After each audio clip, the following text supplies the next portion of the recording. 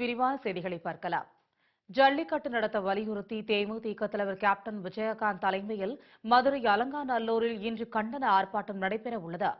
ஜல்லிக்கட்டு போட்டியின் போது காளைகள் துன்புறுத்துவதாக கூறி விலங்குகள் நல அமைப்புகள் தொடர்ந்த வழக்கில் தமிழகத்தில் ஜல்லிக்கட்டு நடத்த தடை விதித்து கடந்த 2014ஆம் ஆண்டு உச்சநீதிமன்றம் உத்தரவு பிறப்பித்தது.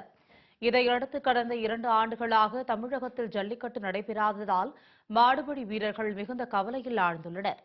தமிழர்களின் பாரம்பரிய விளையாட்டான ஜல்லிக்கட்டு போட்டியை இந்த ஆண்டாவது நடத்த வேண்டும் என்ற கோரிக்கை தற்போது வலுத்து வருகிறது.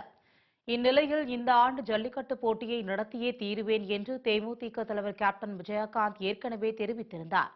அதன்படி ஜல்லிக்கட்டு நடத்த அனுமதி அளிக்க வலியுறுத்தி கேப்டன் விஜயகாந்த் தலைமையில் மதுரை மாவட்டம் அலங்காநல்லூர் வாடிவாசல் அருகே இன்று காலை 10 மணியளவில் மாபெரும் கண்டன ஆர்ப்பாட்டம் நடைபெற உள்ளது.